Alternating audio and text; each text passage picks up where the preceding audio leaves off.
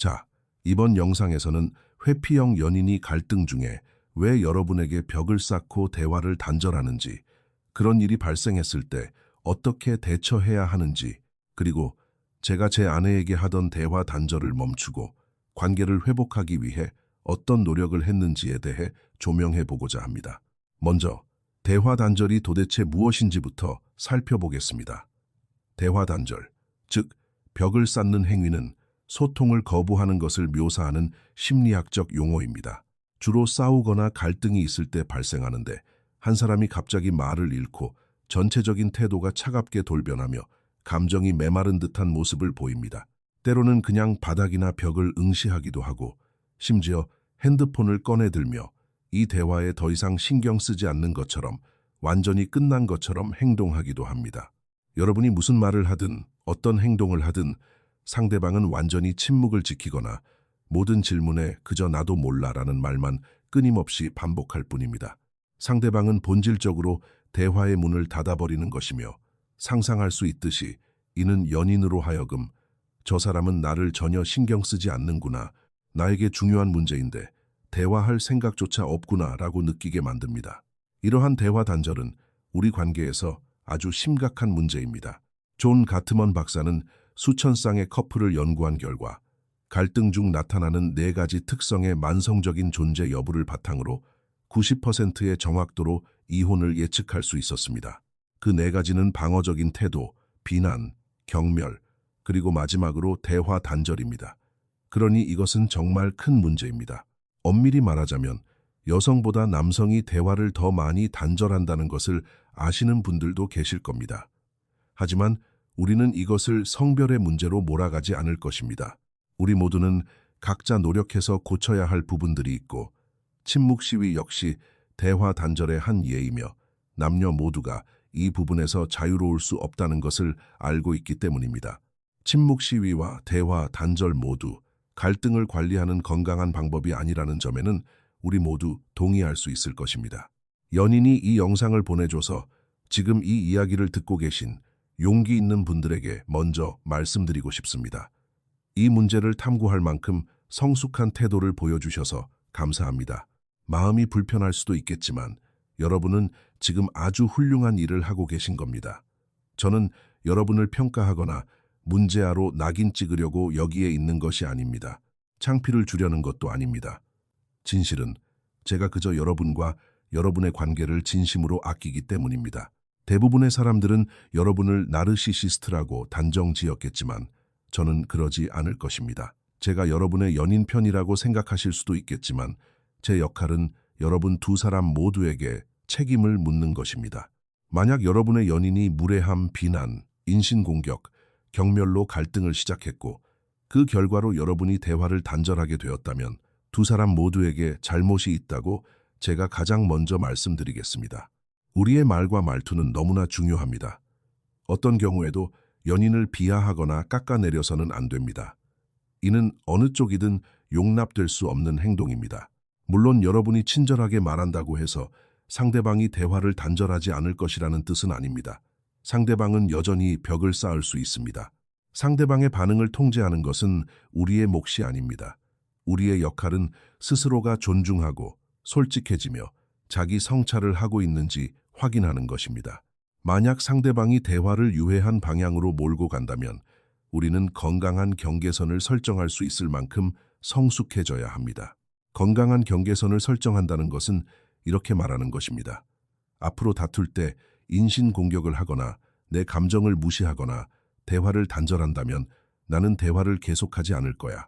그건 상처를 주는 행동이고, 만약 그런 일이 다시 발생한다면 네가 아무리 화가 나더라도 나는 잠시 대화를 멈출 거야. 그리고 30분 뒤에 우리 둘 다 준비가 되면 그때 다시 대화하자. 기억하십시오. 우리는 연인의 과거에 대해 공감할 수 있고 그들의 트라우마와 상처에 대해 연민을 가질 수 있습니다. 그들이 왜 마음의 문을 닫는지 혹은 갈등을 고조시키는지 이해하려고 노력할 수 있습니다. 동시에 우리는 우리 자신과 관계에 상처를 주는 파괴적인 행동에 대해서는 상대방에게 책임을 물어야 합니다. 만약 우리가 그들을 사랑한다면 이 두 가지를 모두 해야 할 의무가 있다고 생각합니다. 이제 대화 단절이 왜 연인에게 그토록 큰 상처를 주는지 말씀드리겠습니다.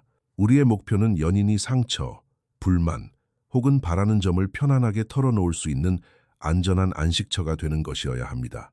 연인이 솔직한 감정을 표현하는 것이 우리를 불편하게 만든다는 이유로 그들의 솔직함을 꺾어서는 안 됩니다.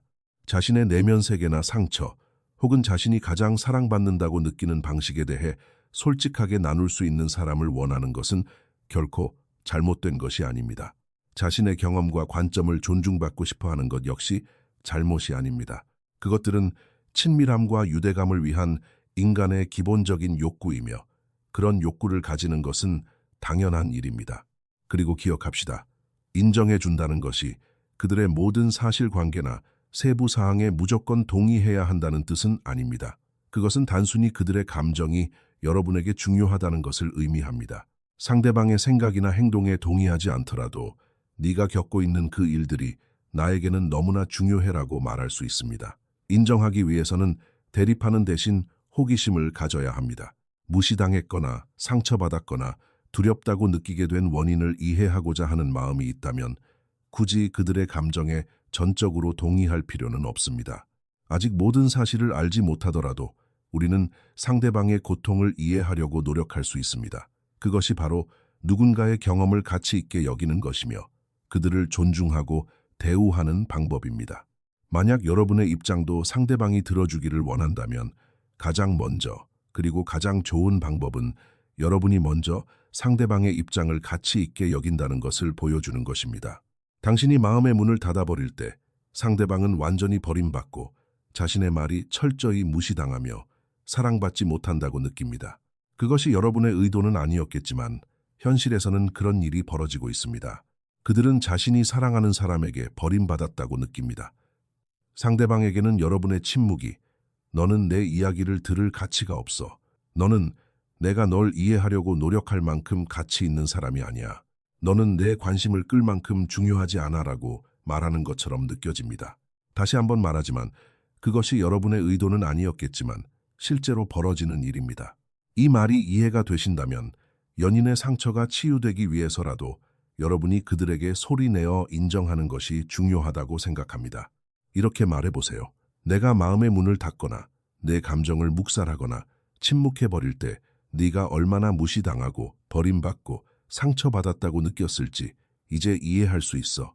네가 그렇게 느끼는 건 당연해. 그렇게 행동한 건 내 잘못이야. 정말 미안해. 다시는 그런 식으로 너에게 상처 주고 싶지 않아. 그러고 나서 다시는 그런 행동을 하지 않기 위해 필요한 힘든 노력을 해나가는 것이 우리의 몫입니다. 왜냐하면 지금까지는 신뢰가 깨져 있었고 상대방은 우리를 의지할 수 없었기 때문입니다. 그러니 이제는 상대방이 우리를 믿고 의지할 수 있다는 것을 보여줌으로써 신뢰를 다시 쌓아가야 합니다. 자, 이제 흥미로운 부분으로 넘어가 보겠습니다. 여러분이 왜 마음의 문을 닫거나 침묵하게 되는지 깊이 파헤쳐 볼 텐데 제 생각에 동의하는지 아니면 동의하지 않는지 한번 생각해 보십시오. 여러분이 대화를 단절할 때 연인은 버림받았다고 느낍니다. 맞습니다. 하지만 여러분이 마음의 문을 닫고 침묵하는 이유 중 일부는 여러분 스스로도 버림받았다고 느끼기 때문일 것입니다. 제가 조금 전에 말씀드렸던 것을 기억하십니까? 이 영상을 여러분에게 보낸 연인은 여러분을 실패자로 낙인 찍으려는 것이 아닙니다. 여러분을 나쁜 사람이나 모든 문제의 유일한 원인으로 만들려는 것도 아닙니다. 하지만 참 흥미롭게도 여러분이 느끼는 감정은 정확히 그 반대일 것입니다. 그렇지 않습니까? 우리 솔직해져 봅시다. 지금 당장 솔직해지기 어려울 수 있다는 건 알지만 여기엔 여러분과 저뿐입니다. 만약 여러분이 정말 솔직해진다면 연인에게 이렇게 말하고 싶을 것입니다. 내가 무슨 짓을 해도 너한테는 항상 부족한 것 같아. 넌 항상 내가 실수하기만을 기다렸다가 내가 뭘 잘못했는지, 어떻게 내 기대를 저버렸는지 지적하려고 하는 것 같아. 그게 나한텐 너무 힘들어. 그럴 때면 난 너무나 불안해지고 네가 나를 구제불능이라고 생각하는 것 같아. 그래서 가끔은 아예 노력조차 하고 싶지 않아져. 어차피 널 또 실망시킬 테니까. 만약 이것이 사실이라면 저는 여러분이 연인에게 이 말을 직접 해보기를 권합니다. 그것은 나약한 것이 아니라 자기 성찰적이고 솔직하며 성숙한 모습입니다. 그리고 만약 연인이 여러분에게 이런 속마음을 털어놓는다면 그 기회를 절대 망치지 마십시오. 그것이 바로 여러분이 그토록 원하던 솔직함과 취약함을 드러내는 순간입니다. 회피형 성향을 가진 사람들은 자신의 감정에 접근하거나 파악하고 느끼는 것에 매우 서툽니다. 이들은 솔직해지는 것을 몹시 두려워하며 어쩌면 난생 처음으로 도마 위에 자신의 심장을 꺼내놓은 것일지도 모릅니다. 그런데 만약 여러분이 곧바로 방어적인 태도로 돌변하거나 상대방이 과거에 주었던 합당한 상처들 때문에 그들의 진심을 묵살해버린다면, 혹은 상대방이 가장 연약해진 이 순간을 기회 삼아 그들을 벌주려고 한다면 이 관계는 영영 끝이라고 보셔도 좋습니다. 이 순간 그들에게 필요한 것은 호기심, 인정, 이해, 그리고 공감입니다. 그렇다고 해서 여러분이 받은 상처를 덮어두라는 뜻은 아닙니다. 단지 우리가 보고 싶은 변화를 우리 스스로 먼저 보여주자는 뜻입니다. 우리가 상대방에게 요구했던 것처럼 안전함과 사랑으로 응답해 주자는 것입니다. 다시 돌아와서 왜 이런 대화 단절이 일어나는지 제 생각을 말씀드리겠습니다. 저는 마음의 문을 닫고 대화를 포기하며 완전히 침묵해버리는 그 순간, 여러분 중 많은 분들이 마음속 깊은 곳에서 수치심에 반응하고 있는 것이라고 믿습니다. 여러분이 나도 몰라라고 말할 때 그것은 어떻게 해야 이 상황을 바로잡을 수 있을지 나도 모르겠어 라는 진심일 것입니다. 여러분이 아는 것이라곤 자신이 길을 잃었고 거절당했으며 비난받았고 부당하게 공격당했다는 사실뿐입니다. 짐을 짊어지고 있는데 상대방이 계속해서 무게를 더하는 것처럼 압도당하는 기분을 느낍니다. 그리고 그 순간 여러분은 속으로 이렇게 생각합니다. 도대체 나한테 뭘 원하는 건지 모르겠어. 그리고 만약 여러분이 스스로에게 솔직해진다면, 그리고 여러분의 몸 안에서 무슨 일이 일어나고 있는지 인지할 수 있다면, 저는 여러분이 두려움을 느끼고 있다고 생각합니다. 여러분은 자신을 사랑하고 받아들여야 할 이 사람이 끊임없이 여러분에게 실패자라고 말하는 것 같아 버림받은 기분을 느낍니다. 그리고 마음 한구석에서는 어쩌면 내가 진짜 실패자일지도 몰라. 그 사실을 저 사람이 깨닫고 나를 떠나는 건 시간 문제일 거야 라고 생각하는 부분이 있습니다.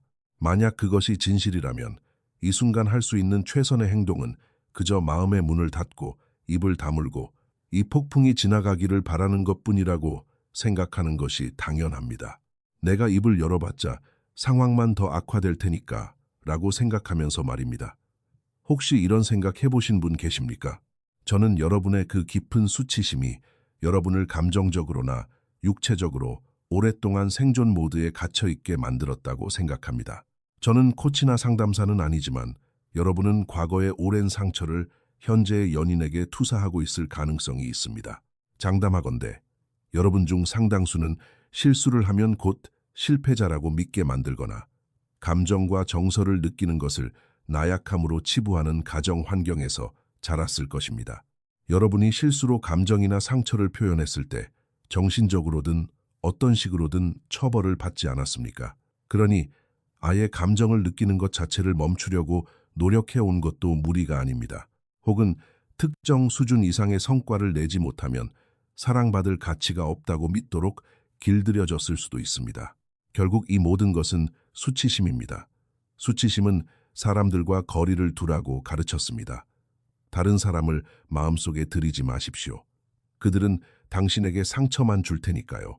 그러니 마음의 벽을 높이고 방어태세를 유지하며 누군가 가까이 다가오려고 할 때마다 밀어내십시오. 그래야 두 번 다시 상처받지 않을 테니까요. 그렇지 않습니까? 하지만 문제는 그 오래된 상처들이 치유되지 않았을 때, 수년이 지난 후 누군가 그 상처를 건드리기만 해도 여전히 너무나 아프다는 것입니다.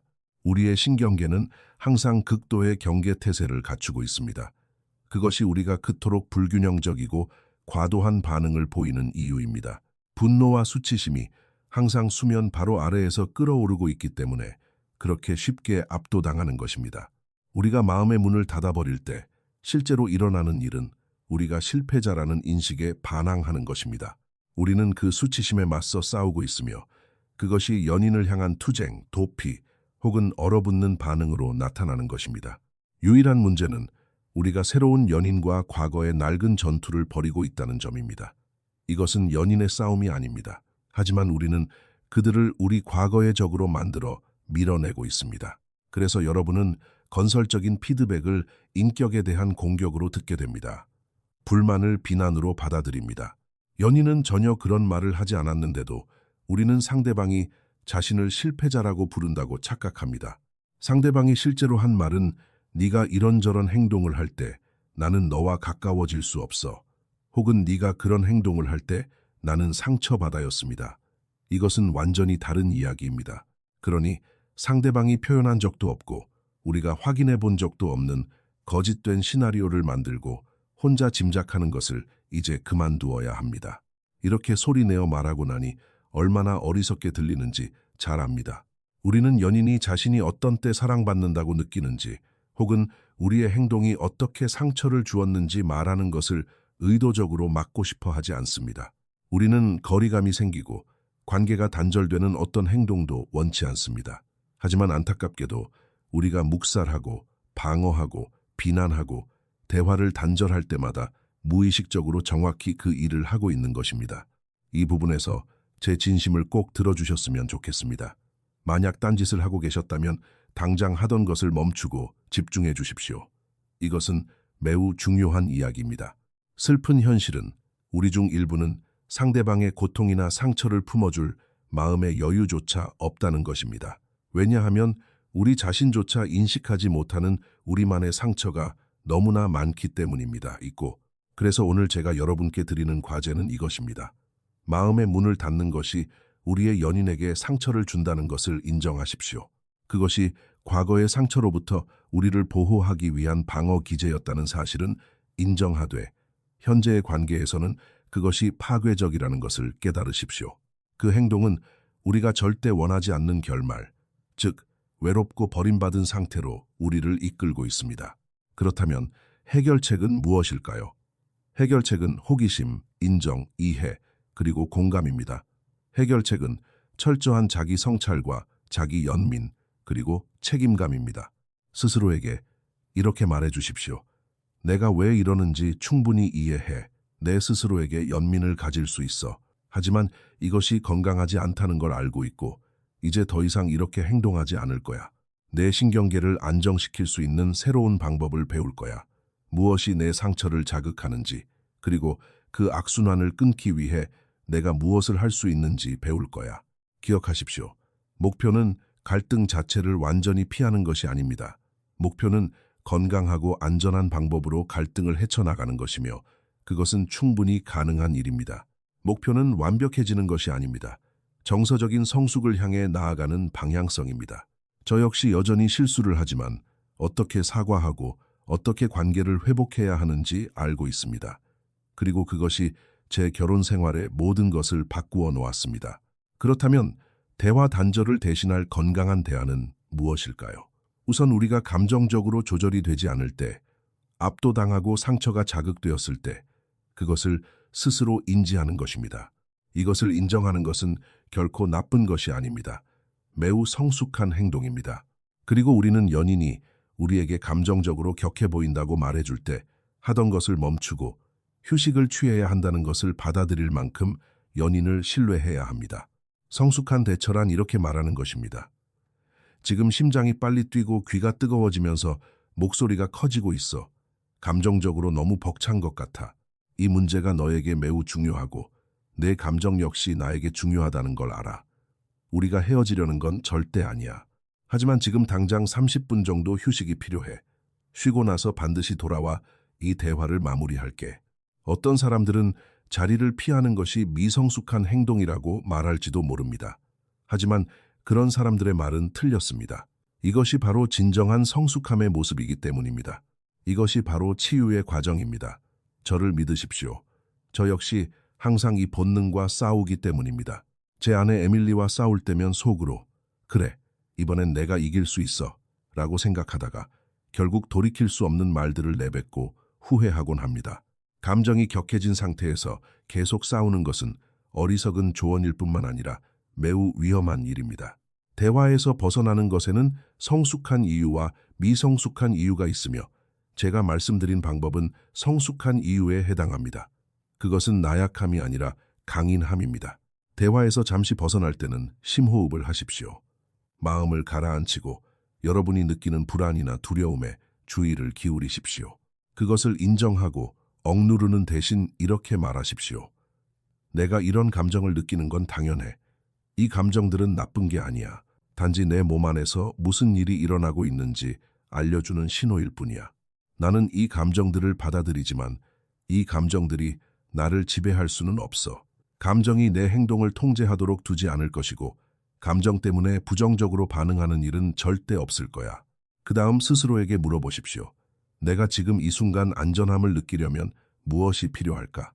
그것이 바로 사랑입니다. 그것이 자기 자신을 사랑하는 것이고 연인을 사랑하고 존중하는 것입니다. 그리고 그것이 여러분의 관계를 두 사람 모두가 존중받고 이해받고 연결되어 있다고 느끼는 더 건강한 방향으로 이끄는 길입니다. 사실 우리 대부분이 원하는 것이 바로 그것 아닙니까? 여러분, 이 문제로 어려움을 겪고 있다고 해서 여러분이 고장난 사람이 아니라는 제 말을 믿어주십시오. 여러분에게 결함이 있는 것이 아닙니다. 이 부분에 도움이 필요하다고 해서 자책할 필요는 전혀 없습니다. 우리는 모두 발전해 나가는 과정에 있을 뿐입니다. 스스로에게 연민을 갖는 법을 배우고 세상 모든 사람이 여러분에게 기대한다고 착각했던 그 완벽함이라는 가면을 이제 벗어던지십시오. 그 가면은 말 그대로 여러분을 서서히 죽이고 있습니다. 마지막으로 상황이 평온할 때 연인과 이런 문제들에 대해 대화하십시오. 이러한 대화를 먼저 이끌어내십시오.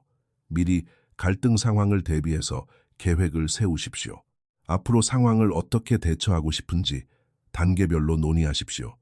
네가 무시당하거나 상처받았다고 느낄 때 어떻게 할 거야? 그 문제를 어떻게 꺼낼 거야? 그리고 그런 상황에서 나는 어떻게 반응해야 할까? 모든 과정을 논의하고 종이에 적어보십시오.